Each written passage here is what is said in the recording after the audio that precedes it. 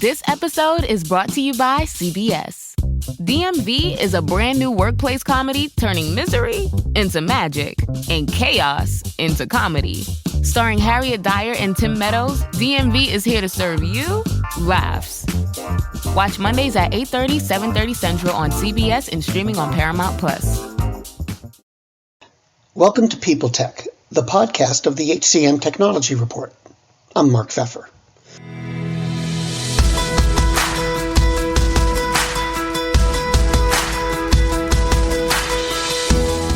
My guest today is Brent Skinner, the co-founder and principal analyst at 3Sixty Insights. He and I recorded a webinar the other day where we talked about HR's changing role, how it can work itself into various business processes, and how it all impacts the development and sale of HR technology. We'll listen to it today on this edition of People Tech. So let me ask you a couple of questions. To start, HR is always looking to protect or expand its influence in the organization. What specifically does HR need to do to accomplish that, given the background you just gave us? Yeah, it's a good question. It's a tough question. It's not an easy question, but I would say one place to start is to just reimagine their basic, for HR to reimagine its basic charter or what it is as a department. So let me give you an example that might, or an analogy that might help people sort of visualize this or understand it, conceptualize it. So HR wants to be seen as the high school career coach maybe, and not the high school principal, right? So when HR gets involved, it's because it's a beloved teacher or coach in the organization or in the school getting involved, and you can't wait to have that interaction versus oh gosh, I'm in trouble, HR's involved and being called to the principal's office. I think that's really at the core. That's the essence of the sort of the shift in mindset that HR really needs to take on to be able to reimagine and reposition itself in the organization for its emerging new role, because it's definitely not going to be, let's put it this way. HR has been seen as a cost center for a very long time. And because of that, there's a lot of technology out there that's getting really close to solving completely for that. And so the last thing you want to be as an HR department is thinking of yourself as a cost center, right? You want to be outside of that you want to kind of step outside of that thought and think of yourself as, okay, now that we no longer have to be a cost center, what can we be? Let's get out ahead of this too, so that we actually have influence over that. We're seen culturally within the organization as a place to go for that.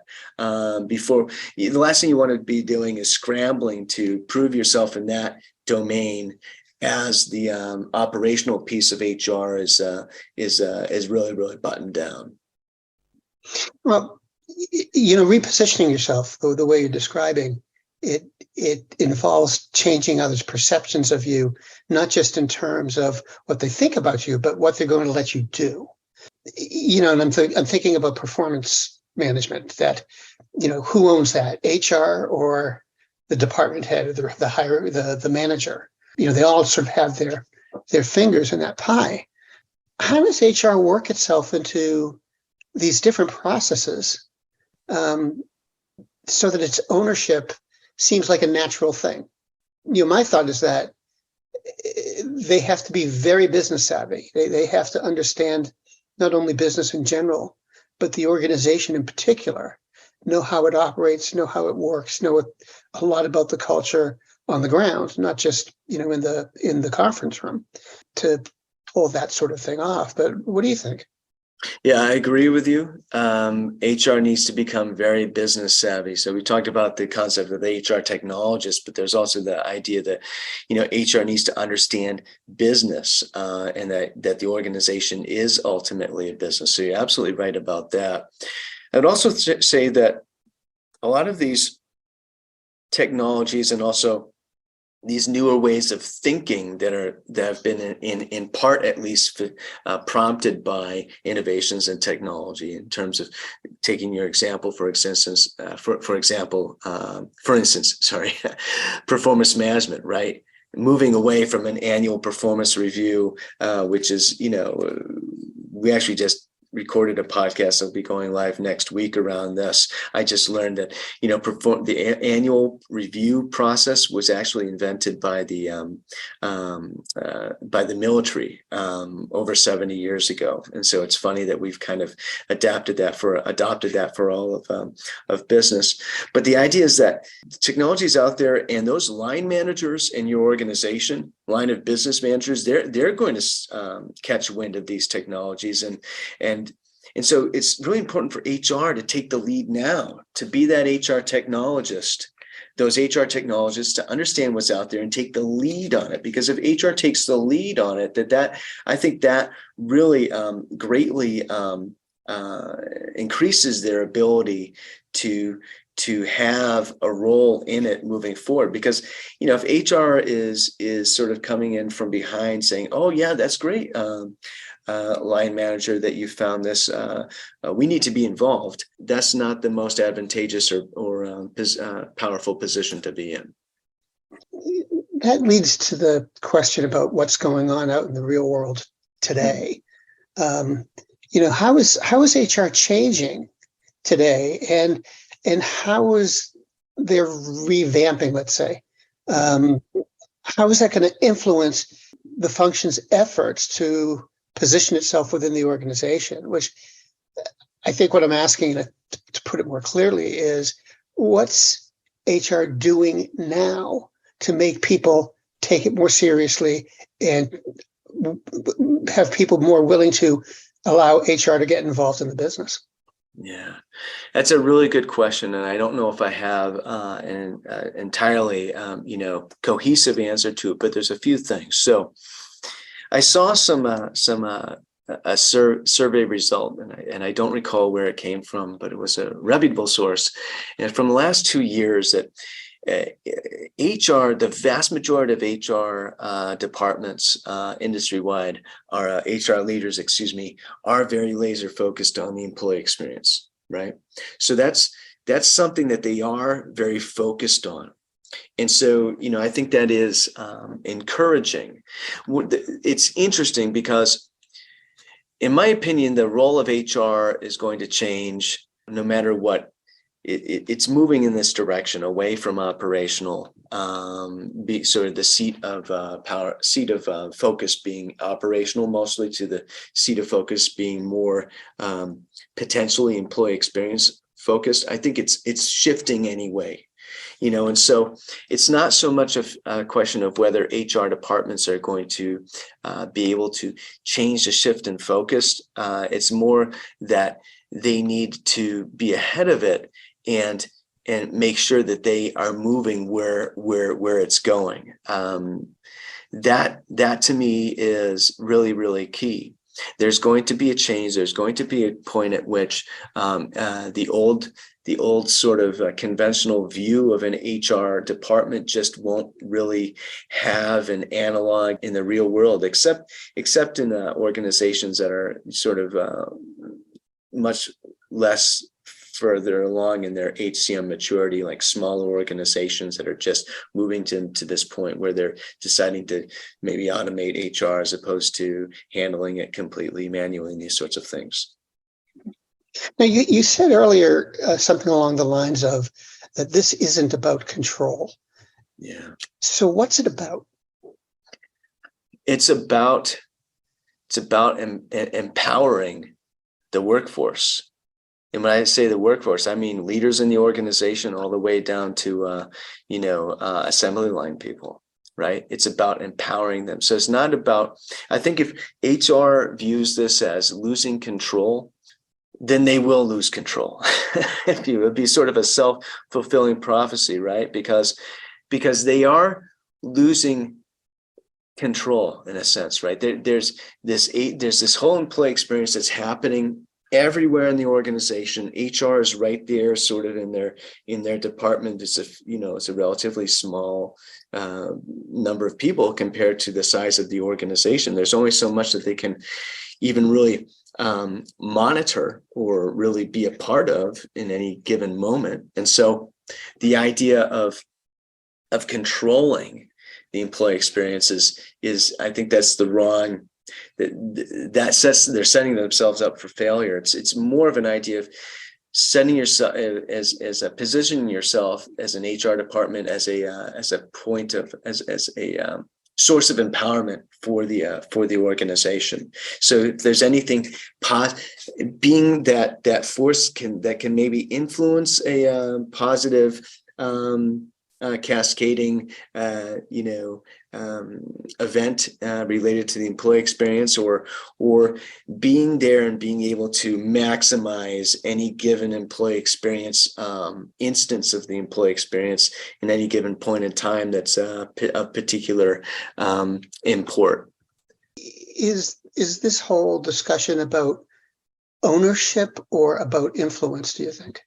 It's about influence. Absolutely. It's, there's definitely a piece of ownership. So, but it's ultimately about influence. And it's about both, but the expression of it is influence, right? So HR needs to understand that it needs to, let's talk about employer culture, right? That's a little bit different than employee experience, but let's talk about employer culture, for instance. We did a podcast with the now CMO, at the time the SVP of marketing at one of the large vendors, and it's on our website, where we talked about who should own the employer culture, who should own it, right?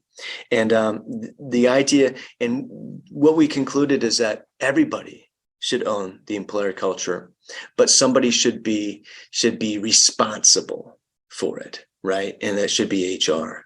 So if you think about employee experience, who owns the employer experience? Well, I don't know if anybody can own the employee experience, but it happens everywhere. But who should be responsible, or going to step up and say, okay, we are going to be the stewards of the employee experience. And that needs to be HR, and that way they can exert the influence over it that frankly they're the types of people in HR are custom made to have that influence. It's not, again, the employee experience isn't necessarily part of the natural domain of HR when you think about it from structure logistically, right? But HR can definitely exert influence over it by taking responsibility for it. This brings us up to the question about HR technology and what is its role in all of this, and is it really about HR technology or plain old business technology also, depending on what's got to be done? How do you see the technology that HR uses, let's say, influencing this whole pursuit? What's that mean for the HR department? So a couple of things. First of all, HR cannot take responsibility for the employee experience from a global standpoint, from sort of if you want to say in a sort of a symbolic standpoint, or exert influence over the employee experience without the state of the art of technology that's out there today. There's definitely, where there's a will, there's a way. You can have the will, and the way is the technology, right? So that's one thing I would like to say. Another thing that I would say is that technology, I don't think there's really a vendor out there today that would really mind ultimately whether their prospective customer remains HR department or becomes, somebody else within the organization. As long as there's a market for their technology that happens to be related to the management of the employment of people, HCM, then that company will stay in business. So what I'm trying to say there is that the technology is going to proliferate, and it's going to go where it's needed. the development of it, the innovation of it is going to move in that direction to where it's needed. HR, that's where the HR technologist idea comes in, where you need to be aware of what that technology is doing, and so that you can get out ahead and lead as the HR department.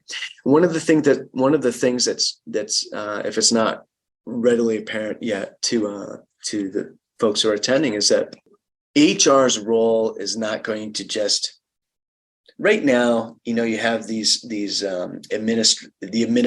planet administria, right? Where you have all this stuff that just has to get done, operational HR, and sort of, it's very clear cut what HR's role is. And HR doesn't have to go out there and say at the top of its lungs, I have this administrative stuff that you need to let me do. No, that's stuff that the organization just easily understands needs to be done, right? In the future, as we move into the future of work, HR's role will be more of HR making a case for itself. And part of that is that business savvy, making the business case for itself, that we need to be involved. This is our natural role, and we're going to do it. And that's where HR has become sort of the master of its own destiny, and it involves a number of variables that we've talked about so far today.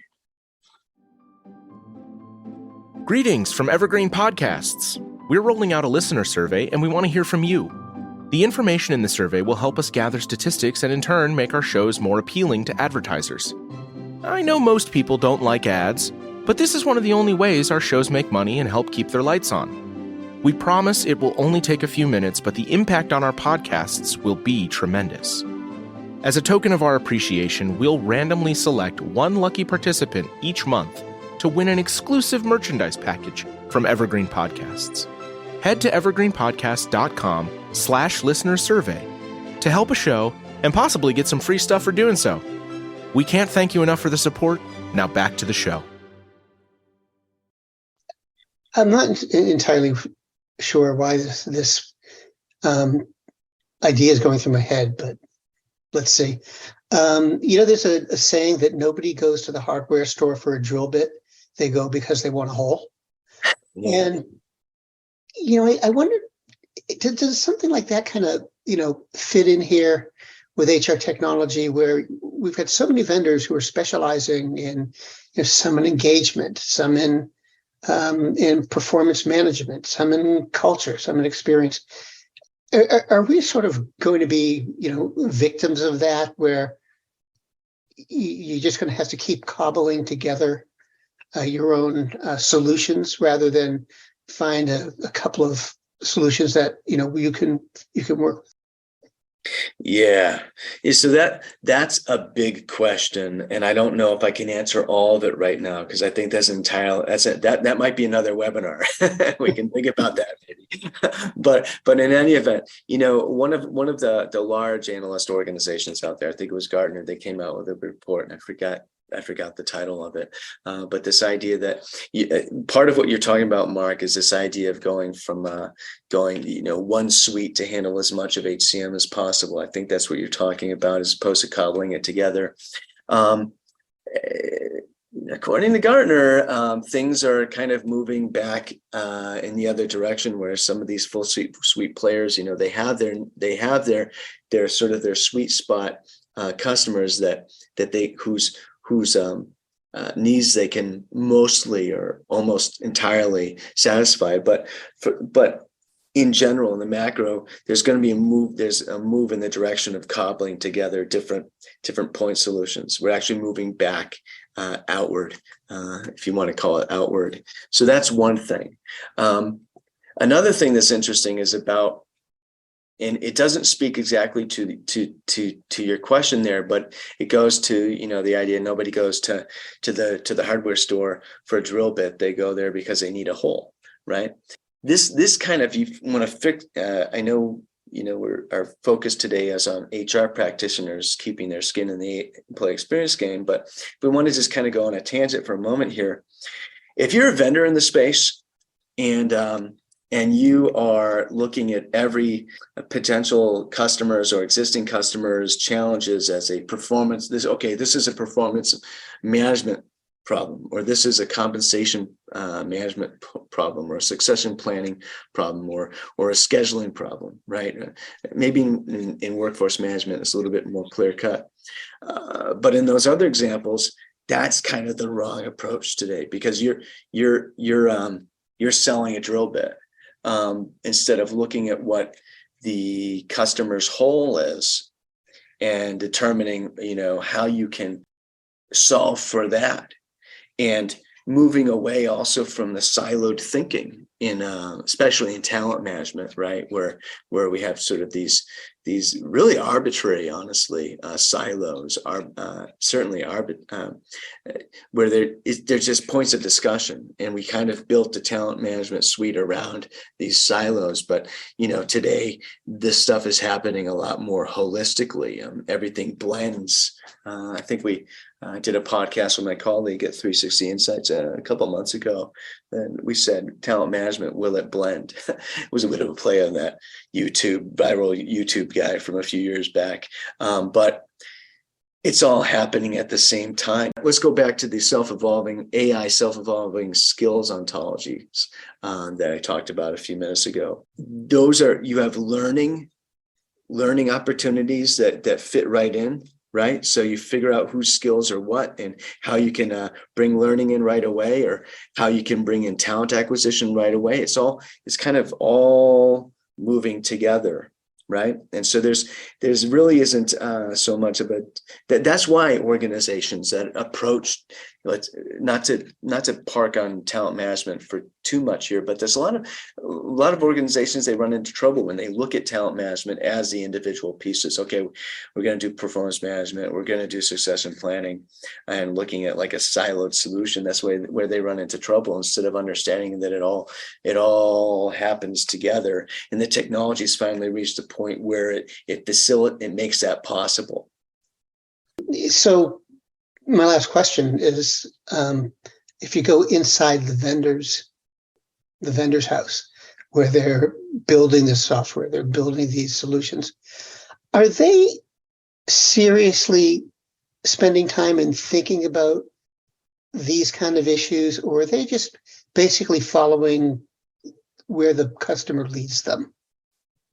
My answer to that, the smart vendors, and there are smart vendors out there, are approaching it in the more enlightened way that you just described. There are vendors out there that just kind of focused on sort of the conventional, or the meat and potatoes, and just building a better mousetrap, if you will, right?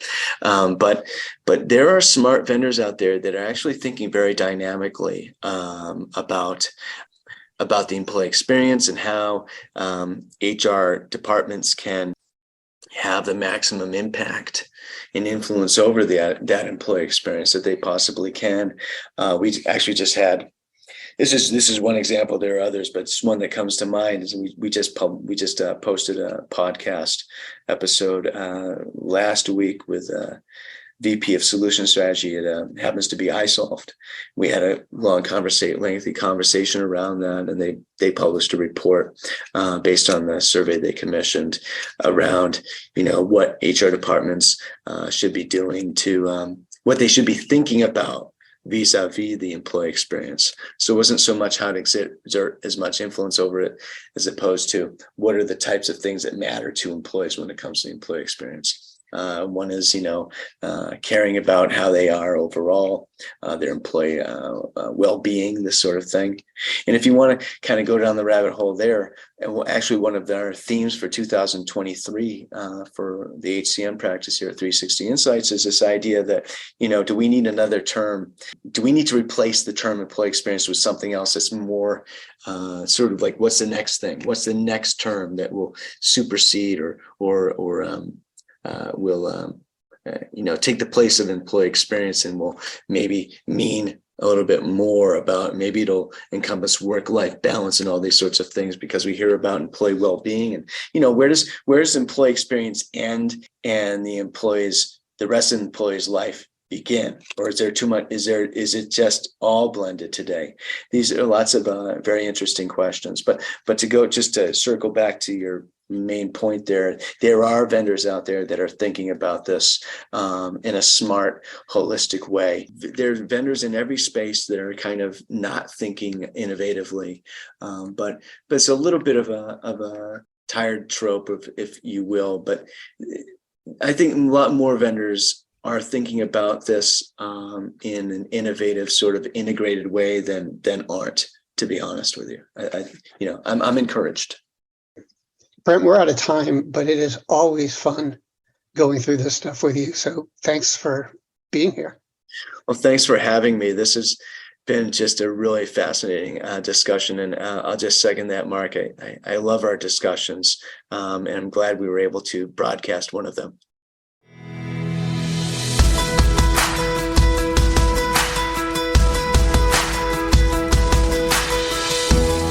My guest today has been Brent Skinner, the co-founder and principal analyst of 3Sixty Insights. And this has been People Tech, the podcast of the HCM Technology Report. We're a publication of Recruiting Daily. We're also a part of Evergreen Podcasts. To see all of their programs, visit www.evergreenpodcasts.com. And to keep up with HR technology, visit the HCM Technology Report every day.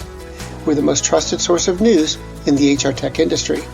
Find us at www.hcmtechnologyreport.com. I'm Mark Pfeffer.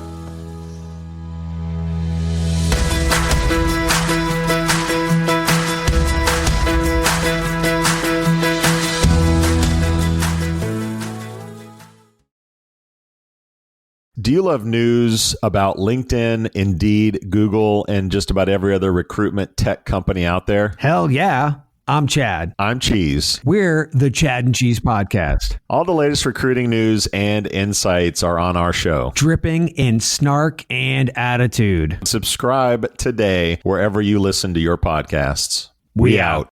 The world's best-known investor and Wall Street expert Warren Buffett once said, "Wall Street is the only place that people ride to in a Rolls-Royce to get advice from those who take the subway."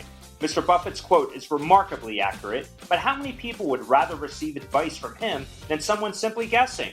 Welcome to Buy, Hold, Sell, your single source for Wall Street knowledge and profitable guidance. Please join me, Todd Schoenberger, and fellow trader Tobin Smith, as well as host Veronica Dudo, for a podcast known to move the needle for investors.